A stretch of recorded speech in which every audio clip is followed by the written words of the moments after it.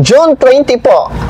Nasa screen nyo na ang mga masuswerteng oras. June 20, araw na Biyernes. Si Tiger ang kailangan mag-ingat. South ang direksyon na kailangan nating iwasan.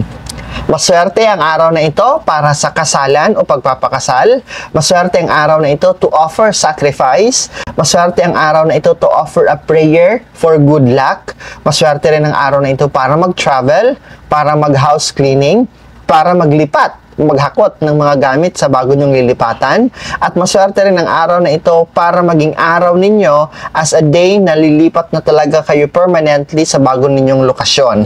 Maswerte rin ang araw na ito, June 20, for grand opening, pagpapatayo ng poste or laying the foundation of the building or bahay na pinagagawa ninyo, pagde-decorate ng inyong tahanan, paglalagay ng mga pampaswerte sa tahanan, ay maswerte rin sa araw na ito. Maswerte ang araw na ito bilang unang araw ng paggawa or pagko-construct ng pinapagawa nyong bahay. Maswerte rin ang araw na ito para i-set up ang mga appliances, lalong-lalo na yung appliances na kinakailangan ikabit sa tangke ng gas o di naman kaya yung mga dikuryente. Maswerte rin ang araw na ito para sa pagtitibag ng structure. May lumang structure kayo, pader man yan o bahay, this is a good date para magtibag.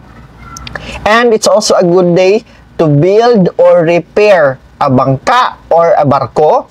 Maswerte rin ang araw na ito para mag-grow ng plants, to do gardening o magtanim ng halaman, or do farming. Maswerte sa araw na ito.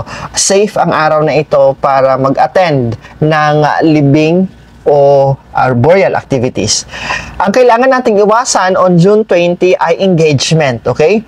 Proposal or engagement ay hindi maswerte sa araw na ito. Hindi rin maswerte ang araw na ito para i-set up o i-arrange ninyo o i-assemble ang mga furnitures na mga bagong bili. Hindi rin maswerte ang araw na ito to do groundbreaking sa ipapatayo nyong building o office o tindahan. Hanap kayo ng ibang petsa for that.